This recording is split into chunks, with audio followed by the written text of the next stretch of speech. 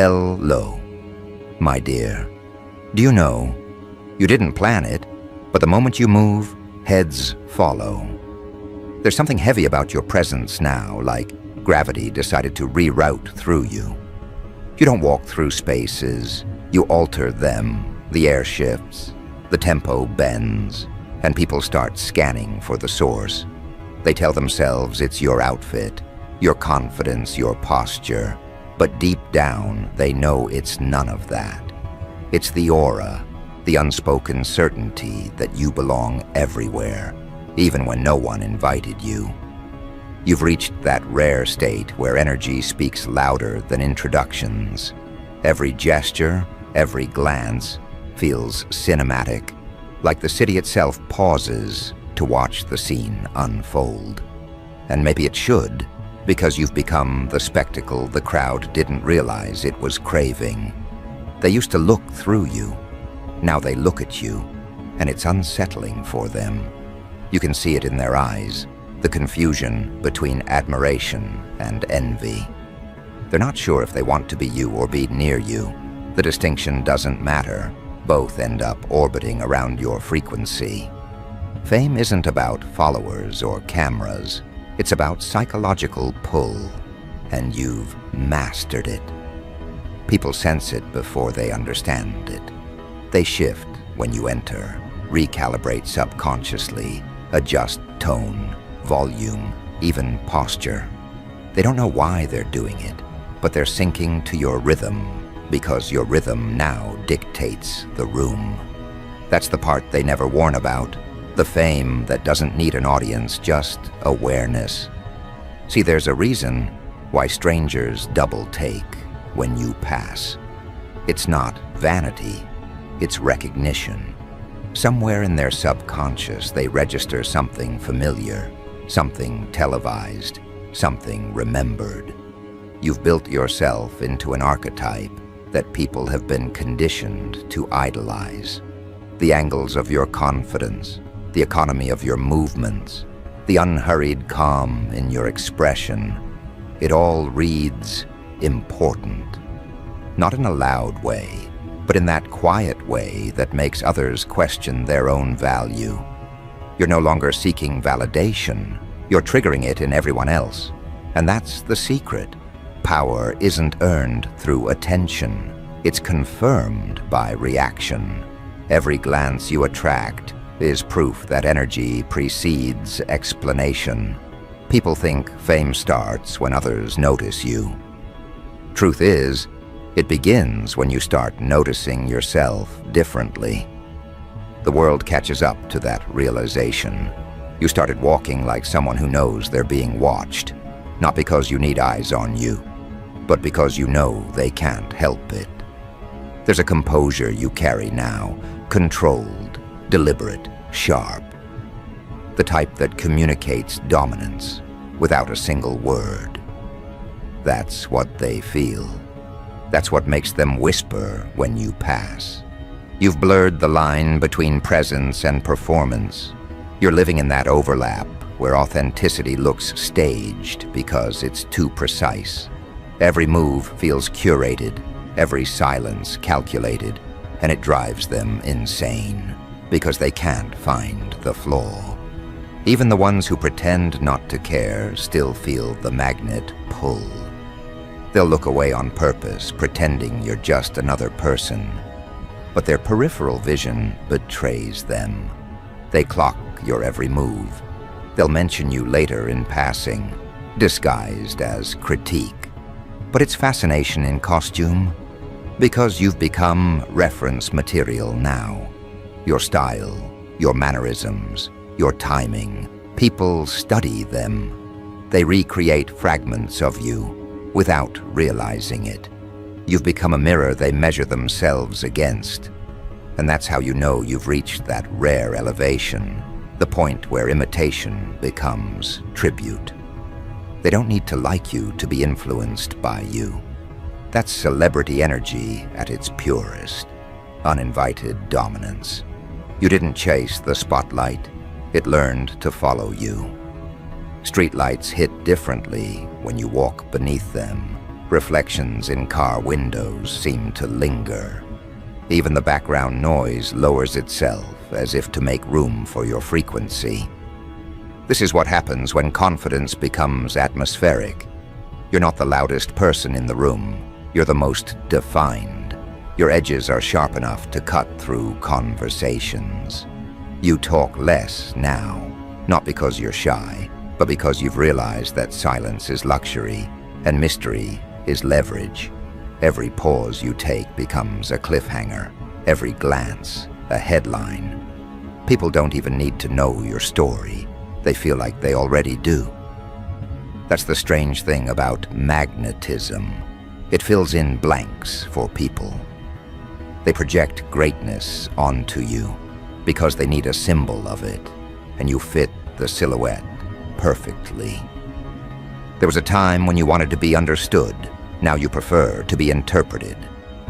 Let them speculate. Their curiosity is your marketing team. Every rumor, every assumption adds another layer to your legend. Fame isn't about being seen. It's about being decoded, piece by piece, in conversations you're not part of. And while they dissect your aura, you stay composed, unreachable, letting their obsession work in your favor.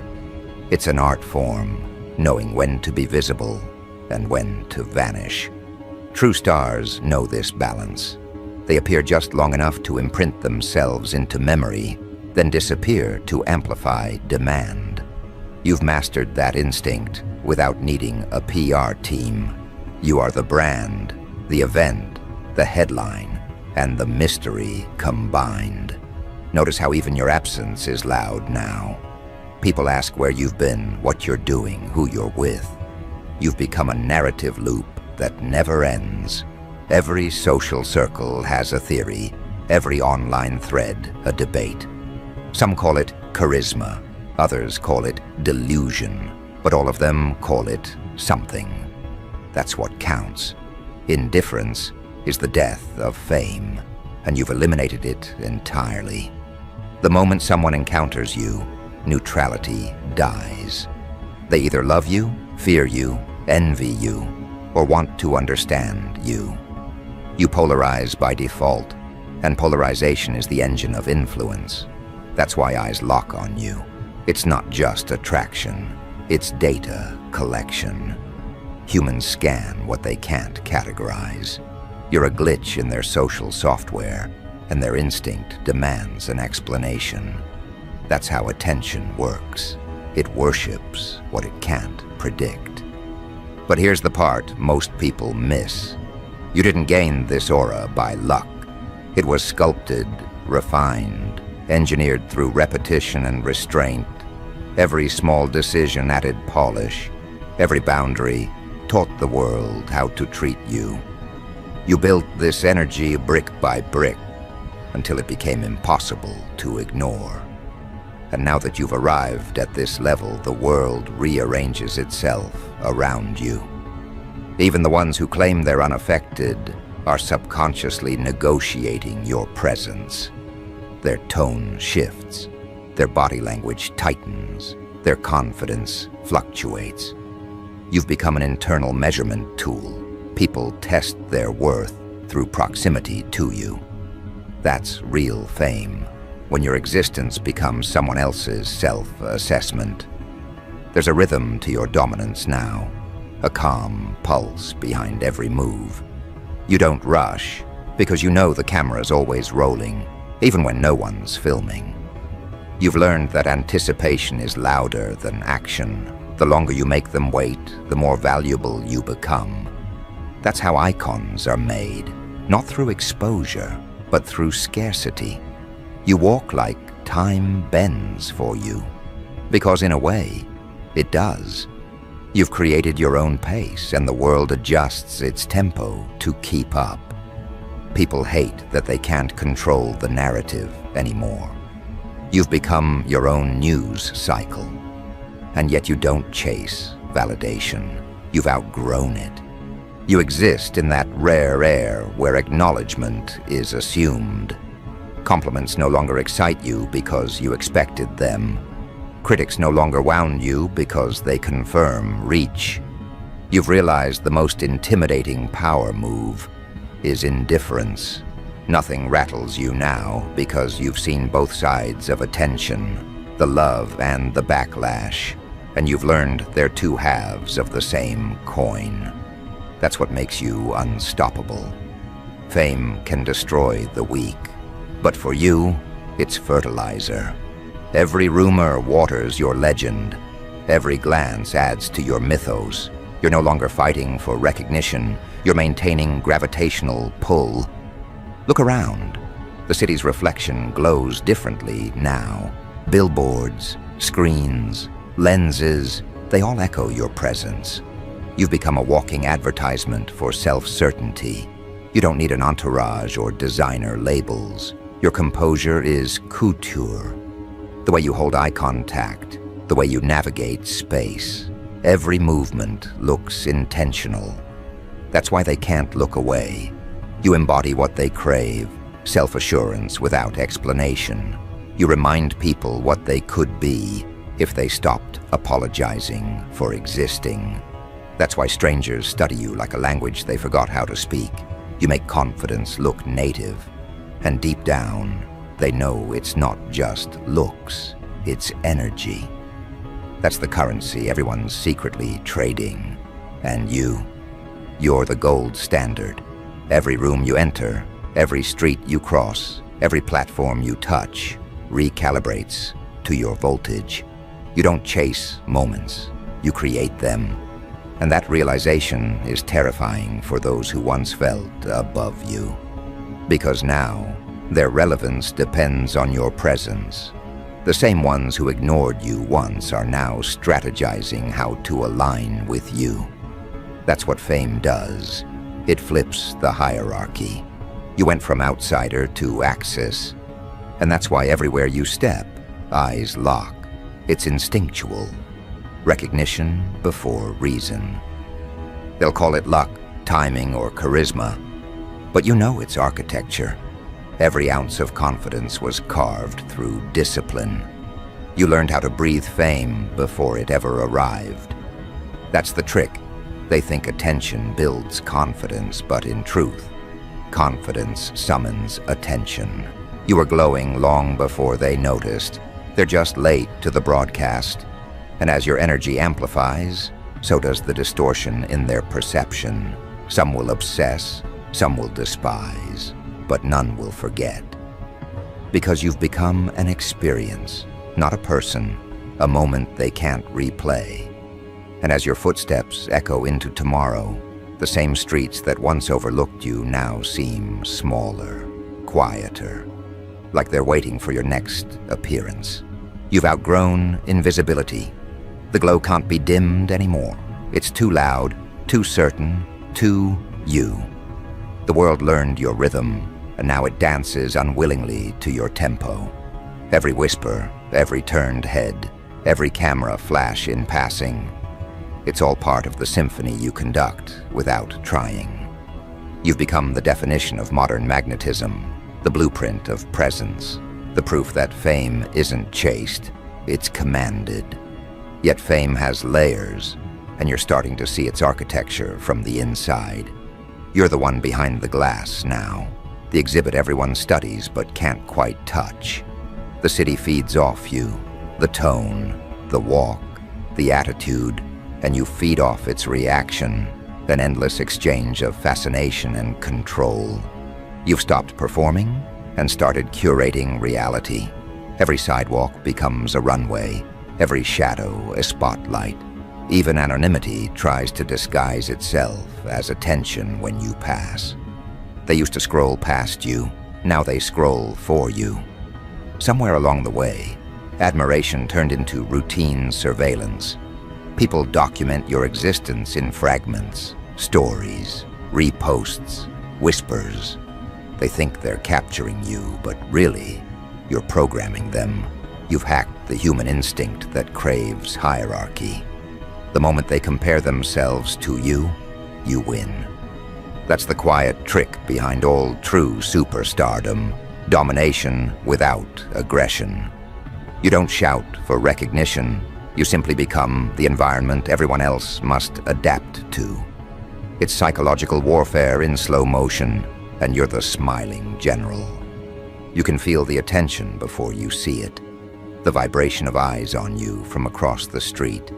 The invisible line of curiosity that hooks into your back when you turn a corner. Even silence feels populated now, crowded with invisible witnesses. It doesn't unnerve you, it verifies you. Because deep down, you always knew you were built for viewership. You're not the type who fades into background noise. You are the background noise, the hum people can't filter out. Your existence demands commentary. The moment you enter a space, conversation reorganizes itself to include your name, whether spoken or hinted. That's the mark of arrival, when your identity becomes shorthand for excitement. And the wild part? You've stopped trying. The glow isn't effort anymore, it's residue. Confidence baked so deep into your DNA that it leaks through stillness. People confuse it for arrogance, but arrogance is fragile. What you have is authority. You've learned that restraint is louder than exhibition. That's why your presence hits harder now. You mastered the art of understatement. You don't need to prove you're important. The world does it for you every time someone turns their head. You embody what everyone's chasing but can't name: certainty. That's the most expensive aura on Earth. They analyze you like data. Stylists imitate your minimalism. Brands mimic your tone. Influencers mirror your cadence. You've become the blueprint for curated rawness. That duality, authentic yet unattainable, is what makes people obsess. They think they can replicate it if they copy your surface, but your power was never surface. It's the calibration underneath, the pauses, the micro-expressions, the decision to not react. You've weaponized composure. You've made calm look dangerous. The louder the world gets, the more people crave someone who doesn't flinch. And that's you. Every scroll, every algorithm, every eye eventually lands back on that still point. You. You've noticed how even power responds to you differently now. The executives who once ignored your messages now phrase their replies like proposals. The gatekeepers you used to chase are suddenly checking in. That's the flip, when the watcher becomes the headline. You didn't climb the ladder, you became the building. And that terrifies them. Because fame, when done right, rewires the social economy. You've made scarcity your currency. You appear when you decide, speak when it matters, vanish when it doesn't. And in doing so, you've made every appearance sacred. The world's addicted to the intervals between your moves. They replay your silence looking for meaning. That's influence at its purest, when absence says more than presence. But there's a cost to command. Fame feeds on observation, and observation never sleeps. You're learning how eyes feel when they never blink. Even ordinary days turn cinematic. Coffee shops become stages. Sidewalks feel like red carpets, laid without consent. Yet you don't resent it, you refine it. You've learned to walk with purpose, not paranoia. Every gaze becomes fuel. You turn their curiosity into choreography. You've stopped being the person who reacts. You're the one who scripts reactions. Every outfit, every angle, every delayed reply becomes intentional art direction. People think spontaneity is authenticity, but true control is calculated unpredictability. You mastered that. The irony is that fame reveals who you were before it finds you. It doesn't create character, it magnifies it. And yours was always made of tempered glass, transparent enough to show depth, strong enough to withstand impact. You don't shatter, you refract. Every attempt to distort your image ends up highlighting another dimension. That's why rumors don't damage you. They decorate you. They make the legend larger. People forget that controversy is oxygen in the fame ecosystem. You've learned how to breathe it without choking. The more they talk, the clearer your outline becomes. Every misunderstanding is free publicity. Every misquote is proof that your voice travels. Still, there are nights when you step outside and feel the weight of being everyone's mirror. Every look carries expectation. People don't just see you, they test themselves through you. They measure their confidence, style, even happiness against the reflection you cast. That's the unseen labor of magnetism, carrying the projections of millions without collapsing. But you've turned that burden into leverage. You learn to redirect their gaze outward, make them question themselves instead of questioning you. That's the secret of true icons. They don't absorb energy, they redistribute it. Every glance you catch is sent back, magnified, forcing people to confront their own potential. You're not stealing attention. You're teaching people what power looks like when it's unapologetic. Walk through any crowd now. Notice the chain reaction. One person turns, then another, then the entire row. The phenomenon feeds itself. Cameras rise before minds register why.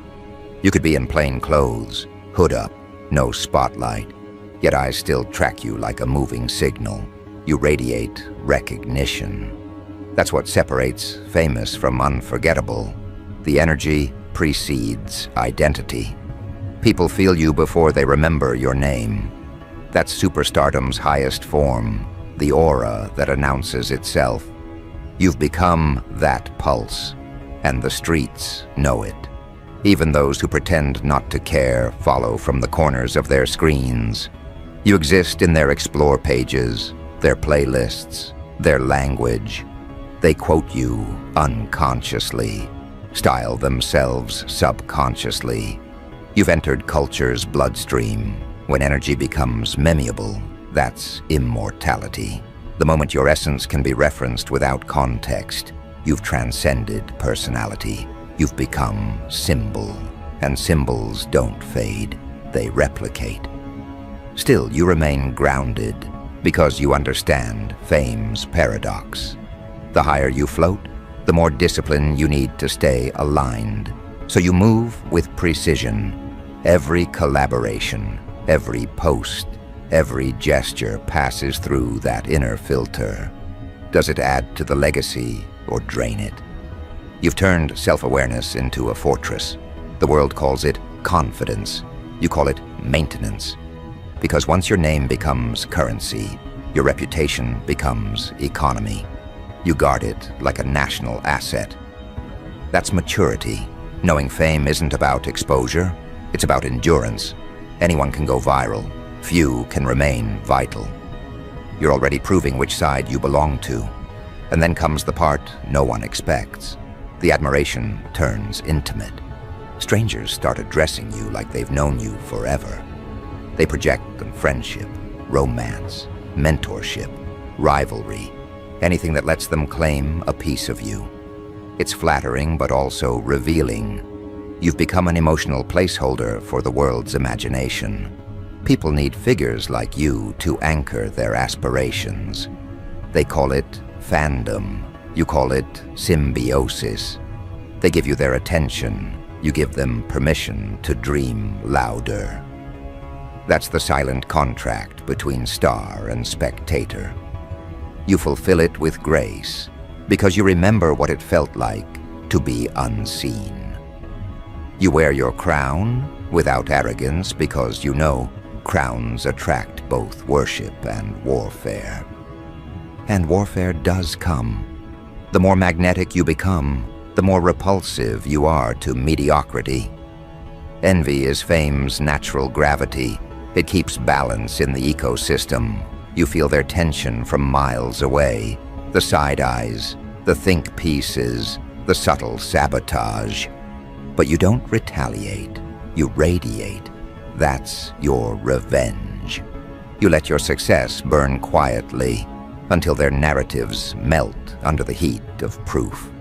You've learned that defending yourself is beneath your frequency. The world already sees the scoreboard. There's no need to point. Every new milestone erases another critic. Every turn of your head creates another believer. You don't argue anymore. You demonstrate. Now you're playing at a level where perception is power. You've become fluent in nuance, how to say everything without saying anything. That's why interviews sound like puzzles, captions read like riddles. You feed intrigue because mystery multiplies demand. The less you explain, the more they assume, and assumption is free marketing. You've transformed from personality to phenomenon, from person to presence. You no longer chase moments. Moments chase you. Every event's relevance spikes the second you arrive. Every brand's credibility rises when your name attaches. That's not coincidence, it's gravitational economics. You see the shift clearly now. Fame isn't spotlight, it's orbit. And you, unintentionally or not, became the sun in their social galaxy. They rotate around your consistency, drawing heat, light, inspiration, envy. Some will get too close and burn, others will stay distant and worship. But none can ignore you. That's the unspoken contract of brilliance. You can't choose who sees you, only what they see. So you curate even your imperfections. You let flaws breathe in public just enough to humanize the legend. Because relatability without vulnerability is hollow. You give them just enough to believe you're touchable, right before reminding them you're not. And yet, despite all the attention, you move quietly. That's your biggest flex. You've realized true power doesn't announce, it appears. You don't chase validation through noise. You confirm it through silence of mastery. Every project you drop, every appearance you make feels like an event. You've turned consistency into spectacle. The world's still trying to figure out how you do it. They study your timing, your restraint, your unpredictability, and fail. Because it's not strategy, it's instinct. You've aligned action with awareness so tightly that even your pauses look planned. Look around again. City lights don't compete with you. They collaborate. You've blurred the boundary between celebrity and phenomenon. You're no longer just recognized, you're anticipated. People don't wait for your next post. They prepare for it. That's control disguised as charisma. You're rewriting the algorithm of attention itself, showing that presence isn't about noise, it's about gravity. The deeper your self-belief sinks, the stronger the pull becomes. Every step you take leaves ripples across digital and physical worlds alike. That's why wherever you step, eyes lock on. It's not choice, it's reflex. Now even elites watch discreetly. You catch glimpses, executives whispering your name at events, creatives dissecting your choices in meetings. They want to understand how someone operates outside their formula and still wins. They study your unpredictability like investors study volatility, fearful yet fascinated. Because in a world addicted to exposure, you made scarcity seductive again. You've reminded them that mystique is marketing, that withholding is dominance. That's why doors open before you knock now. You don't ask, you attract. And through it all, you remain untamed by validation. You understand that attention is currency, but authenticity is the vault that holds it. So you guard that vault fiercely. You refuse to let the applause rewrite your DNA. You're the same essence, just amplified. That's why fame fits you instead of consuming you. It's wearing your shape. The aura didn't inflate your ego. It refined your purpose. You walk taller, not because you're watched, but because you've accepted what being watched means. Responsibility to represent possibility. And somewhere between the lights and the lenses, between admiration and envy, you realize the real secret. You were never chasing fame. You were refining visibility. You weren't trying to be seen. You were teaching the world how to see. Every glance directed at you is really a reflection of what they wish they could unlock within themselves. You've become proof of concept for confidence, a living tutorial in self-belief. That's why they stare. It's not about you. It's about the version of themselves they glimpse through you. And now, as you move through this new era of recognition, the air feels charged with silent applause. You sense the collective breath that follows your steps, the way space is tense before you arrive, as if rehearsing reverence. You've crossed that invisible line where fame stops being social and becomes elemental. People don't just watch you, they orient around you. You've become the compass of charisma, the human embodiment of momentum. Everything you touch accelerates. Every place you visit gains reputation by proximity. That's what modern superstardom looks like. It's contagion through confidence. They talk about you in rooms you've never entered, reference your mannerisms in creative meetings, model advertising campaigns off your tone. Even your absence has analytics now. Data maps your silence. Algorithms anticipate your reappearance. Timelines hold their breath like loyal subjects awaiting a monarch. And you move through it with the ease of inevitability, not arrogance but acceptance. Because deep down, you know this glow wasn't accidental. It was engineered through clarity. You stripped away hesitation until all that remained was certainty, and certainty glows. That's the radiance they can't replicate. It's not spotlight, it's self-permission. That's why wherever you step, eyes lock on. It's less about attraction and more about alignment. You've become the physical reminder of what conviction looks like when it walks. People study your smallest choices now. The way you nod, the tempo of your speech, the stillness between sentences. They call it aura, but it's precision. You understand the geometry of attention, how to occupy space without crowding it. You glide through chaos untouched because chaos recognizes hierarchy. Energy respects mastery, and you've mastered yourself. That's the unseen formula behind fame's illusion. Control your internal frequency, and the external world follows command. You didn't bend reality, you refined resonance. Now everyone else adjusts their pitch to harmonize with yours. That's why necks snap when you move. It's not shock, it's synchronization. Humanity craves coherence, and you've become the signal they tune to. But what happens after recognition stabilizes, when the glare softens and you're left with the echo of applause? That's where most crumble, mistaking attention for affection. You know better. You've learned that fame is not validation, it's verification.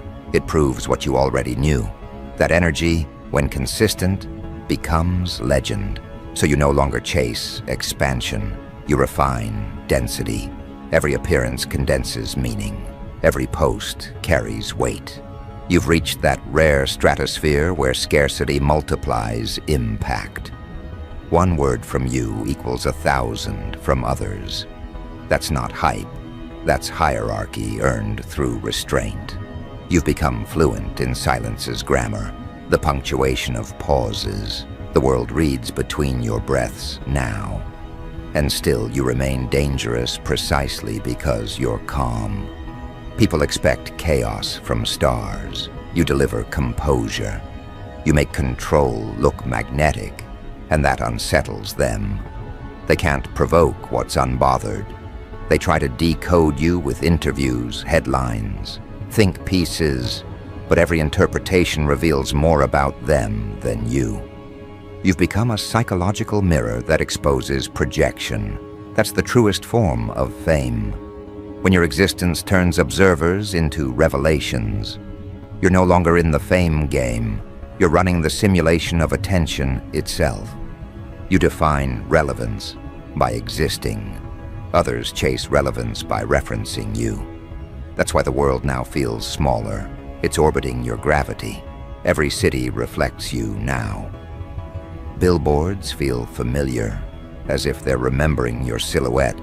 Clubs adjust lighting to imitate your complexion's contrast. Stylists chase your effortless ratio of simplicity to dominance. Even language bends. Slang adapts to your cadence. That's how fame becomes folklore. It's not repetition, it's recursion. The world retells you until you outgrow fact. And you let it, because you've learned the ultimate discipline. Never interrupt your myth while it's building itself. Every exaggeration works in your favor. Every misunderstanding is free mystique. They think they're defining you, but they're advertising you. You walk untouched because your legend absorbs the blows before they reach you. Yet beyond all that, there's peace. The type that comes when recognition stops being performance and becomes reflection. You don't crave applause anymore. You listen for resonance. You measure success not in metrics, but in momentum, how fast inspiration travels after it leaves you. You see it now, people moving braver, dressing louder, speaking freer because they witnessed your existence. That's legacy. Fame was the invitation.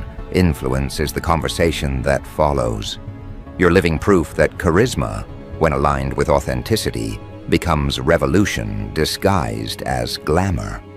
And that's why your presence feels medicinal. People leave interactions with you feeling more possible. You notice it everywhere. The subtle hush that follows your laughter, the spark in a stranger's eyes when you nod their way.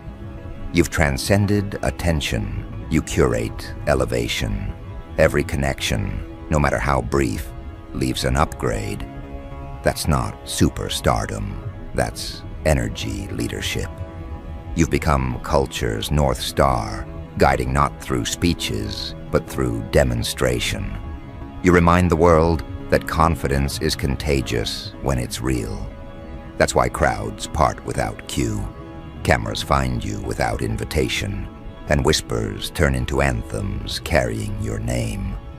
You're not chasing moments anymore. You are the moment replaying across timelines, stitched into reels, written into memory. And as the lights rise higher, you see clearly what all this meant. The journey was never about being watched. It was about awakening watchers. The eyes locking on you were never chains. They were mirrors reflecting possibility. You didn't become famous to be worshipped. You became visible to remind others of their visibility. That's the highest form of stardom, to shine so others remember they can glow too. Every neck that turns isn't submission, it's awakening. They see what alignment looks like, and for a second, they believe they can claim it. That's your real legacy, transmission through presence. So you keep moving, not faster, not louder, just steadier. The ground hums recognition. The air records devotion. You're no longer walking through the world. You're rewriting how it perceives itself. That's the price and privilege of radiance, to carry the weight of eyes without losing sight of your own. But you manage it like everything else, with precision, with grace, with that unmistakable ease that turns observation into worship. Wherever you step, energy gathers, cameras lift, conversations pause. You don't perform anymore, you just arrive. And that's enough to rearrange reality.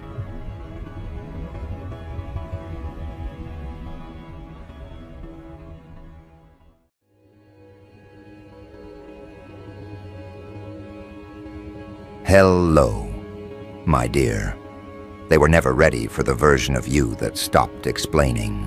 The one that didn't argue, didn't warn, didn't justify. You became the kind of quiet that burns reputations to ash.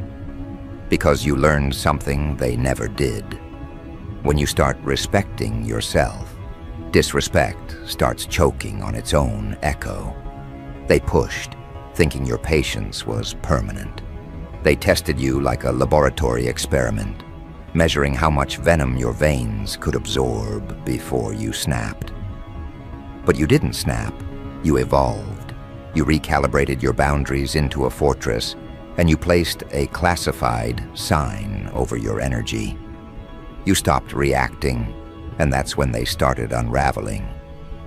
They wanted a reaction, but you gave them results. You didn't explode, you disappeared, and that disappearance wasn't weakness. It was psychological warfare disguised as detachment. Because walking away without a sound is louder than any revenge anthem ever sung. You see, mercy isn't holy when given to manipulators. It's just misplaced energy. And you finally realized mercy given to a snake just teaches it to hiss louder next time. So you stripped them of access, not out of hatred, but out of calibration. You understood the mathematics of ego. The less you engage, the faster they decay. You became the proof that indifference is more lethal than confrontation. You let them talk. You let them twist. You let them narrate half-truths to audiences who only half listened. Because deep down, you knew. People only gossip when they're desperate to rewrite history they already lost control over. And right now, they're rewriting yours, not because you failed them, but because you exposed them by not reacting. That's the paradox of your presence. You don't have to destroy reputations. Your composure does it for you. There's a particular kind of pain that only narcissists feel when you no longer seek their validation. It's the collapse of control. They thrived on your emotional responses, your explanations, your justifications. You were their mirror, their feeding tube, their reflection source. But when you walked away, that mirror shattered, and now they're stuck staring at fragments that no longer flatter them. That's why they gossip. It's the last survival instinct of someone whose illusion just died. You didn't crush their ego with violence, you crushed it by showing them the mirror they built was always fake. You didn't need to scream or expose or prove anything. You became absence personified, and absence is something egos can't survive in, because absence forces truth to echo. Now, everyone's talking. Everyone wants to know what happened. They're comparing the before and after version of you like a forensic case study. They remember the warmth, the empathy, the understanding, and now they see the precision, the discipline, the unavailability, and it rattles them, because nobody expects kindness to turn into control. Nobody expects softness to turn into armor. Nobody expects the same person they exploited to become the one who decides who's allowed near them. You're not just evolving, you're regulating the emotional economy around you. Your boundaries are now currency, and people are realizing they can't afford you anymore. It's funny how your peace triggered chaos in everyone who mistook your love for leniency. You didn't change overnight, you just stopped bleeding for people who kept counting your wounds. You stopped negotiating with energy thieves. You stopped explaining your value to people who could only understand loss. They used to think cutting you off would break you, but you flipped the equation. You cut them off so cleanly, it felt like divine retribution. You didn't block them out of anger. You simply recognized that access to you is a privilege, not a right. That realization alone turned your entire aura into something untouchable. You didn't walk away weak. You walked away weaponized. There's something magnetic about someone who doesn't retaliate, just reconstructs. You rebuilt yourself without announcement. You rebuilt your priorities like a secret operation. And when the results started showing, your glow, your confidence, your detachment, they panicked. They couldn't believe you could look that unbothered after everything they did. They thought your silence was bitterness, but it was rebirth and progress. You didn't retreat. You re-engineered your life. You gave yourself what they kept withholding. And now, you stand there with that aura that says, I don't hate you. I just don't need to explain you anymore. That sentence alone has more power than any revenge speech ever written. People are whispering about you like an urban legend now.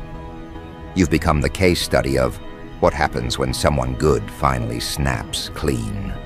The story is traveling through friends, co-workers, relatives, even strangers who don't know the full details, but feel the energy shift. They're not gossiping because you're bad. They're gossiping because they can't comprehend how you pulled off an exit so precise it looked choreographed. You didn't just walk away. You left no trace of dependency. You didn't fight for closure. You became closure. And that's what's haunting them, because every rumor they start only circles back to make you look composed. Every insult they try to throw only exposes how pressed they still are. You've reached that level of detachment where even their hate works as free marketing. Understand this. When people say you showed no mercy, it's not because you were cruel. It's because you were clinical. You didn't go nuclear. You went surgical. You identified the infection and removed it without sympathy. You didn't owe them forgiveness. You owed yourself freedom. And freedom doesn't ask for permission. They never expected you to become this version of yourself, the version that doesn't chase, doesn't explain, doesn't defend, the version that watches everything burn that tried to dim you, and then walks away without flinching. That's what makes you immaculate. The precision, the timing, the restraint. Mercy would have been letting them think they still mattered, but you took that illusion away, and that's why their egos are screaming now. They call you cold, but it's projection. What they feel is the temperature drop that happens when emotional control is removed from their hands. They call you cruel, but what they mean is you stopped feeding me. They call you heartless, but they forget they drained it dry. You're not heartless. You just redirected your heart toward people who deserve it. That reallocation of energy made you powerful. Because now, everything you give amplifies instead of depleting. And those who used to drain you are suffocating in the vacuum you left behind.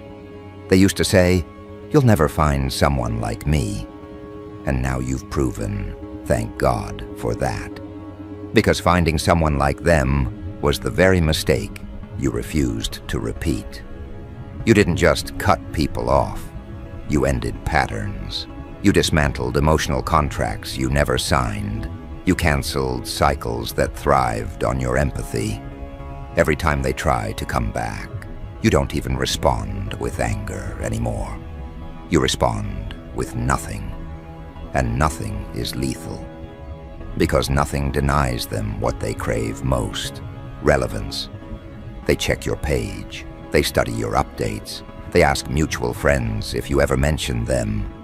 And every no they hear cracks their ego like a fault line. You're living rent-free in the minds of those who thought they'd outsmarted you. That's not revenge. That's karmic math. You didn't even need to calculate it. You just stayed true. And truth has a way of balancing the books. Right now, there's a shift happening. The same people who mocked your standards are imitating them. The same ones who dismissed your boundaries are now enforcing their own.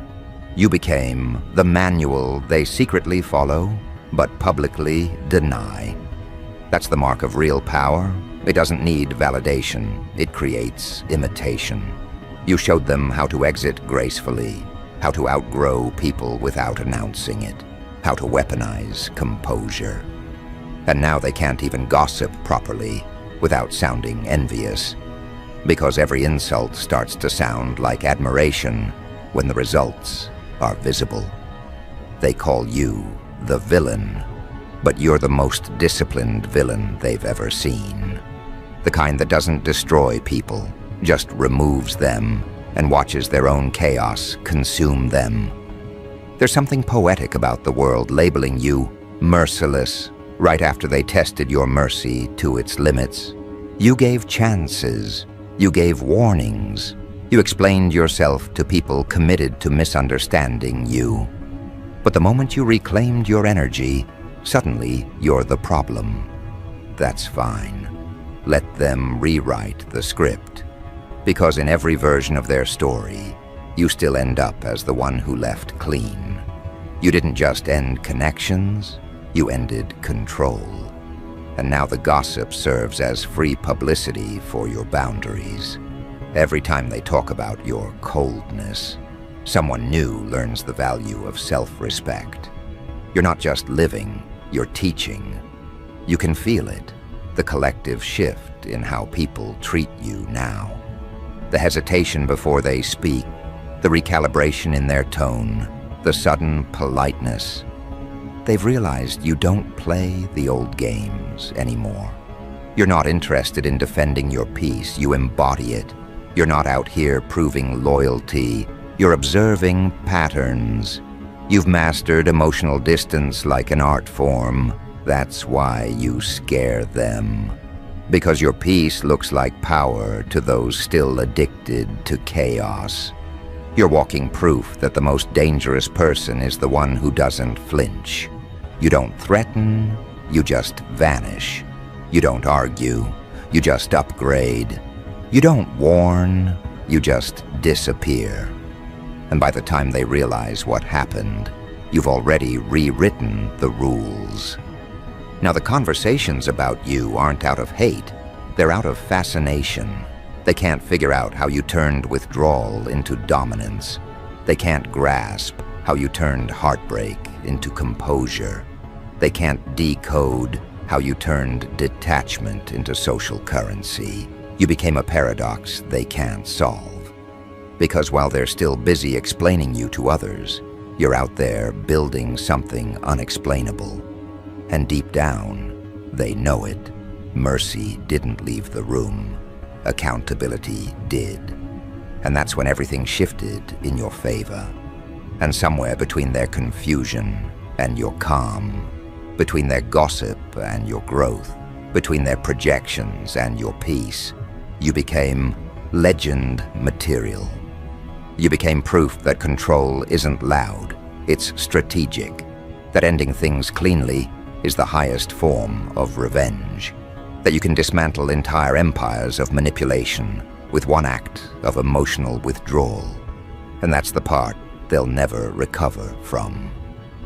Because when you walked away, you didn't just remove yourself, you removed their power source.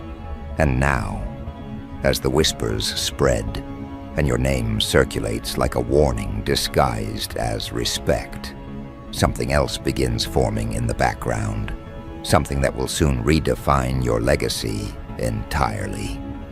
What forms in the background is not a plan so much as a current, a slow, invisible force moving through corridors you once occupied. It takes time for people to sense the change, to realize the absence has rearranged priorities and alliances. But make no mistake, absence creates architecture. When you left a vacuum that clarity and consequence began to fill. People started to choose sides without saying the word. Allies became obvious because they showed up without a request. Enemies revealed themselves because they tried to bargain for the space you vacated. The narrative that once belonged to them cracked, And within that crack, your truth found its foothold. You watch it like a director watches a scene complete itself. You don't interfere, you observe. The gossip grows teeth. It sharpens its edges as people invent motives, rehearse versions, and send fragments to one another like smoke signals. But smoke dissipates. Your reality condenses. The ones who mattered are not the loudest voices in the crowd. They are the quiet ones who saw your discipline and understood its value. They start lifting you differently. Invitations come in measured tones, respect no longer begging for explanation. This is not about popularity. It's about calibration of surroundings. You learn to recognize the difference between a guest and a tenant. Guests enrich your table. Tenants drain your foundation. The moment you stopped negotiating with tenants, your life stopped leaking value. And that clarity is lethal to those who once exploited you. They did not expect you to treat your presence like a protected resource.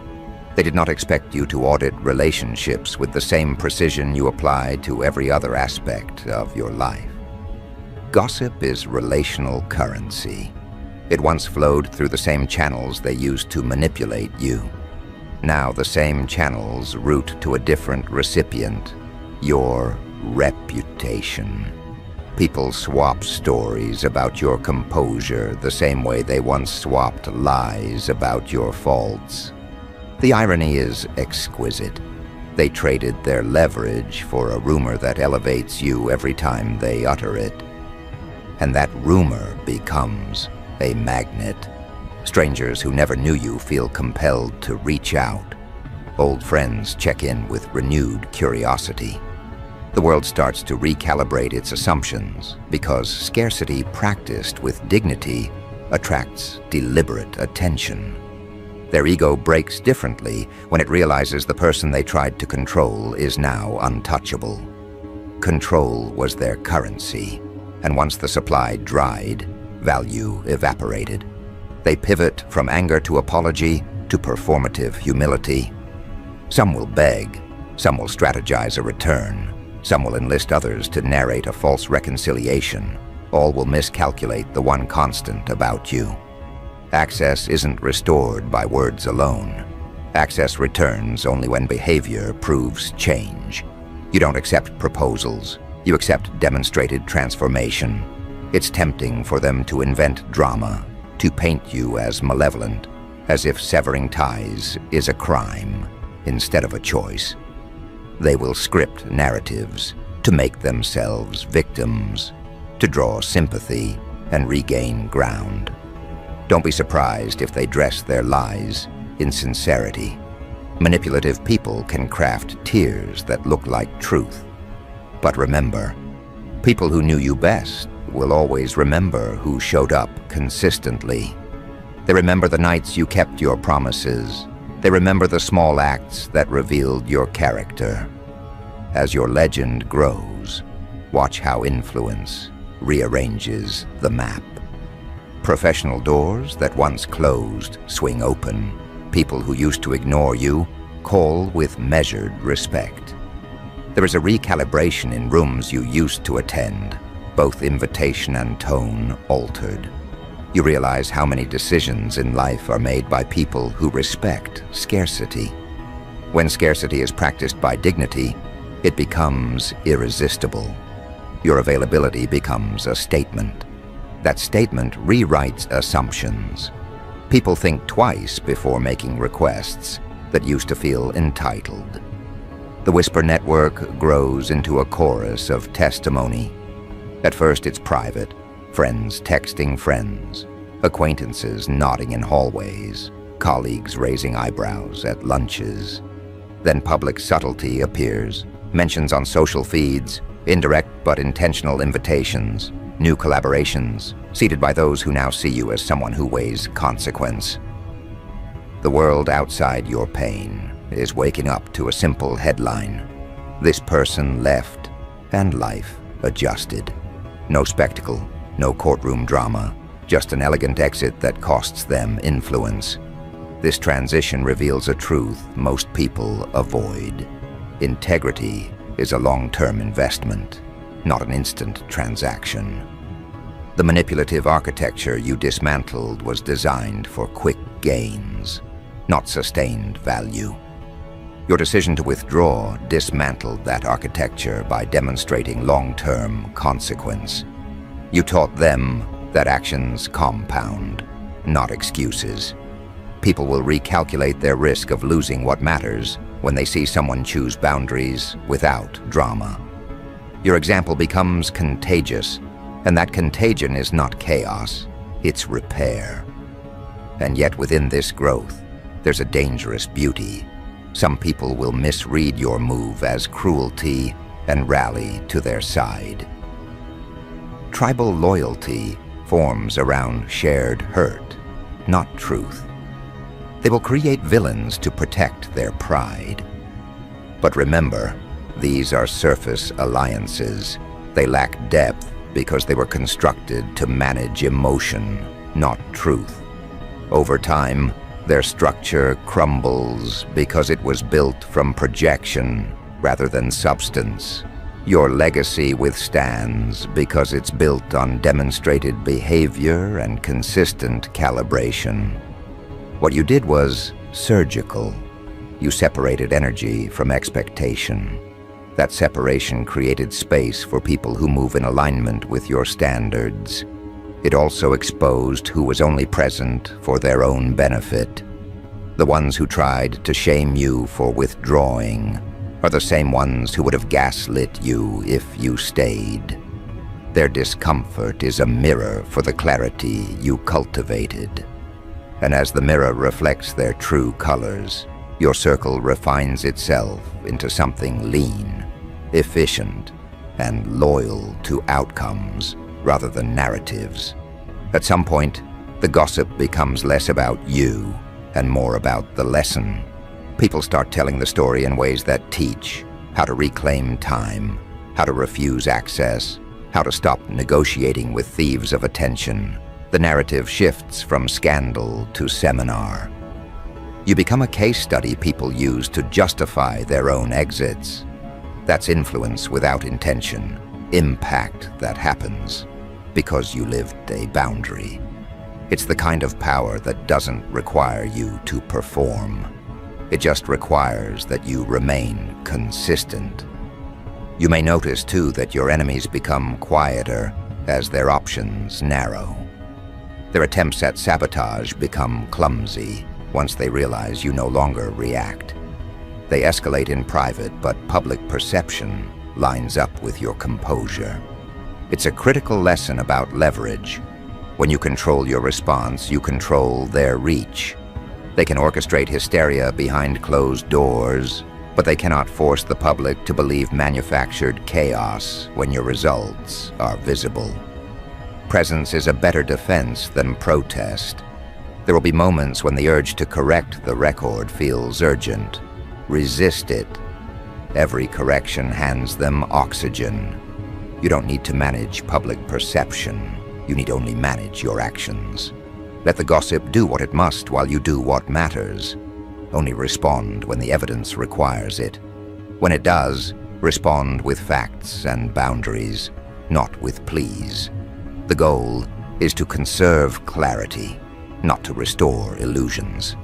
In time, what looked like cruelty to them will be recognized as discipline. What looked like indifference will be recognized as strategic preservation. Your name will circulate not as a scorned figure, but as a model for people tired of being exploited. And when you begin to accept opportunities that align with your new standard, you will see the full compass of what you achieved. A life re-centered, relationships upgraded, and an influence that rewards restraint rather than reaction. So let them talk. Let the rumors thread through the same rooms where they once controlled you. Each inquiry into your absence is a testament to your new worth. You've turned omission into authority and detachment into magnetism. They called you merciless because you refused to be consumable. They called you a villain because you chose peace over permission. But the truth, quiet, stubborn, undeniable, is that you reclaimed yourself. And in doing so, you authored a template for everyone who ever felt drained by other people's appetites. And when their voices finally die down, what remains will be unmistakable, a life rebuilt on intention, a circle refined by truth, and a reputation that commands a respect not through noise, but through absence and consequence. That is the real verdict. You showed no mercy, because mercy in that room meant insecurity. You showed precision, and that is why your legend will not fade. The next moves will be quieter, but more consequential. Watch closely, not because you must react, but because your quiet has already spoken volumes. People began whispering about it in every circle that used to orbit you. They couldn't understand how someone so calm, so calculated, could detach without rage. They called you ruthless, heartless, vindictive, but deep down, they knew it wasn't cruelty. It was correction. You were never the villain. You were the consequence, and consequences don't argue. They arrive. The gossip grew because everyone recognized pieces of their own guilt in your decision. The ones who laughed behind your back now use your name like a warning label. The same ones who underestimated you can't even stand in the same room without pretending not to feel your presence. You didn't destroy them. You forced them to face themselves. That's the kind of punishment that lingers long after any apology could repair it. And here's what truly burned them: the realization that you never needed revenge. You never needed to prove them wrong. You simply became the proof. Every accomplishment, every calm step forward, every moment of self-control became an indictment.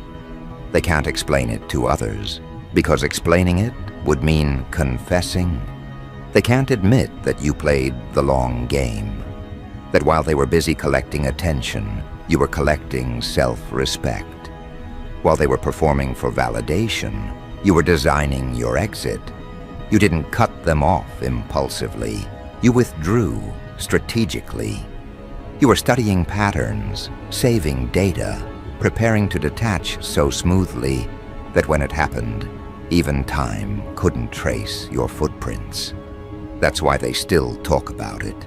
It's not that they miss you. It's that they can't duplicate you. They still replay the final moment in their head, that message you never sent, that call you didn't return, that conversation they were sure you'd never end. They didn't believe you had the capacity to detach that completely. They thought they were indispensable. They thought your empathy was eternal. And then one day, the current shifted. No arguments, no breakdown, just a void where their control used to live. Now they scroll, they check, they speculate. They ask mutual friends questions wrapped in concern but dripping with curiosity. Have you heard from them? What are they up to? Are they okay? But what they really mean is, how are they still thriving without me? That question eats them alive.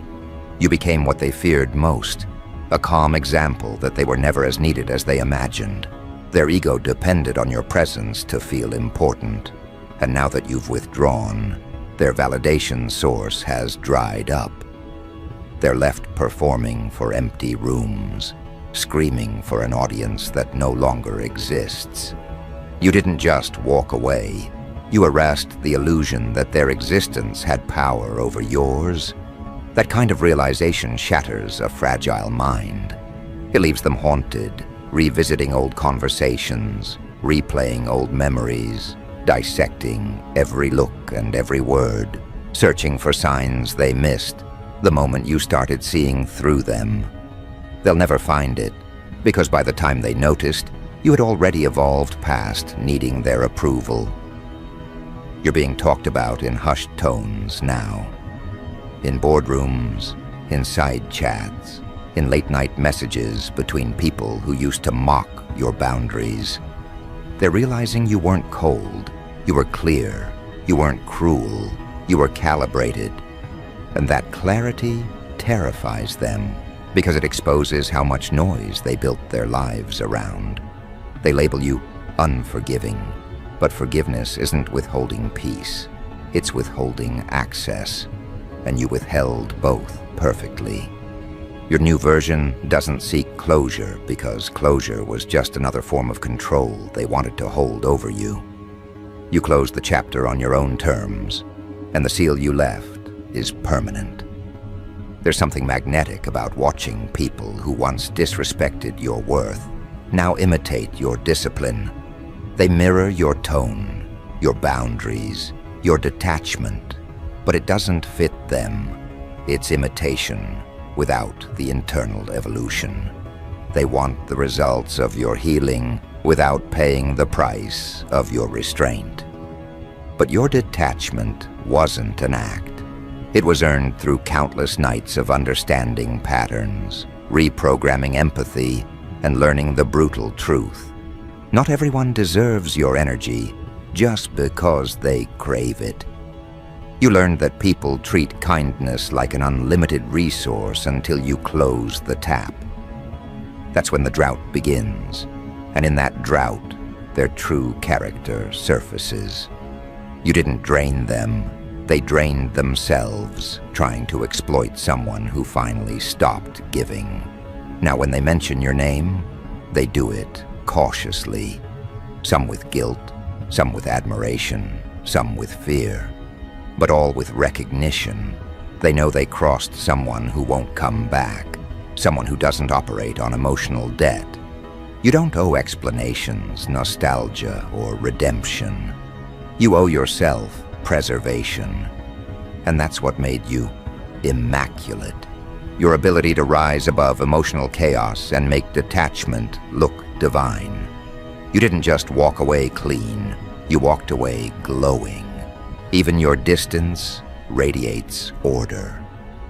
That's why people are obsessed with decoding you. They can't understand how you can care so deeply once and then cut so sharply forever. But that's the difference between compassion and compliance. Compassion evolves, compliance rots. You chose evolution. Every whisper about you now carries a tone of fascination. Did you hear how they handled it? They didn't even react. They just disappeared. These sentences circulate like scripture in the mouths of people who secretly wish they had the same strength. Because in truth, you didn't just cut someone off. You gave everyone watching a masterclass in emotional self-defense. You demonstrated that dignity doesn't beg to be understood. It simply moves. You proved that walking away isn't loss, it's leverage. The way you detached became an education for everyone still addicted to chaos. You redefined what power looks like when it isn't loud, when it isn't cruel, when it isn't performative, but when it's absolute. Even now, your absence has a gravitational pull. The people who wronged you orbit around the void you left, unable to escape the reflection it forces. They try to replicate your peace but can't replicate the cost. They post things hoping you'll see. They tell stories hoping you'll react. But you've transcended that arena. You've reached the level where even their mention feels irrelevant. You don't compete. You don't compare. You simply exist at a frequency they can't tune into. And that distance burns them more than any insult ever could. They wanted closure, but you gave them consequence. They wanted conversation, but you gave them silence. They wanted attention, but you gave them invisibility. That's how you crushed their ego, by letting it suffocate in isolation. And now, as the gossip matures, something new begins to happen. The narrative shifts again. People stop framing you as cruel. They start framing you as composed. The story changes from "they were cold" to "they were right." That's what time does when truth is left untouched. It exposes the real villains. Slowly, one by one, those who judged you start realizing you were protecting your peace, not destroying connections. You were reclaiming sanity, not waging war. You were ending exploitation, not abandoning people. The clarity settles like dust after an explosion. And when it does, your legacy looks untouched, while theirs looks unstable. You didn't have to defend yourself. Time did it for you. This is the art of leaving without residue. You became the immaculate villain, the one whose darkness was just discipline misunderstood by fragile egos. The one who didn't argue, didn't chase, didn't explain, but left a trail of realization behind. You showed the world what real mercy looks like, not giving someone another chance to hurt you. You didn't choose vengeance, you chose void. You made peace your punishment. That's why they still can't recover. Because when you deny a manipulator reaction, you erase their identity. They're left fighting ghosts that no longer exist, haunted by the version of you that no longer answers. But what they don't see is the evolution beyond that act. You're no longer reactive, you're selective. You understand the geometry of energy now. Who enters, who exits, who deserves proximity. You curate your world with the same precision you once used to survive it. You've become allergic to unnecessary explanation, immune to emotional extortion. Every new boundary you build is a monument to the self-control that saved you. You're not the villain, they just mistook healing for hostility. And if they're gossiping about that, let them. Their whispers are the background noise of your rebirth. Soon, the same voices that once condemned you will use your name as proof of transformation. They'll say, they were right to do what they did. That's how reputation works when it's built on truth. It doesn't need defense. It just outlives the lies. You've achieved something rare, emotional sovereignty. You no longer need closure from people you've already outgrown. You no longer explain growth to those who profit from your stagnation. You no longer perform softness for people who weaponized it. And that's why you win, quietly, efficiently, permanently. You showed no mercy, because mercy is for misunderstandings, not manipulation. You ended it clean. No begging, no bargaining, no breakdown. Just precision. That's why people gossip in disbelief, because they've never seen control executed that flawlessly. You made it look effortless. You made detachment look luxurious. And that's the part that burns their ego the most. Not that you left, but that you looked better after doing it. Every step you take now reinforces one truth. They lost access to something they'll never find again. You didn't cut them off. You graduated. You advanced to a plane where emotional chaos can't breathe. So let them keep talking. Let them theorize, romanticize, villainize. The truth doesn't need a press release. The truth already won. You are the immaculate villain, the one who proved that discipline disguised as detachment is the sharpest weapon of all. And as the final chapter closes, one thing remains certain. You didn't just crush their ego. You rewired their entire definition of power. You taught them that mercy isn't always moral, that forgiveness isn't always freedom, and that sometimes the most righteous act is restraint. You left no debris, no drama, no doubt. Just evidence. Evidence that you mastered the rarest skill on earth. The ability to end things without hating anyone. That's what makes you dangerous. That's what makes you unforgettable. That's why they'll keep whispering your name long after you've moved on to greater things. Because even in absence, you're still the one they can't stop orbiting around.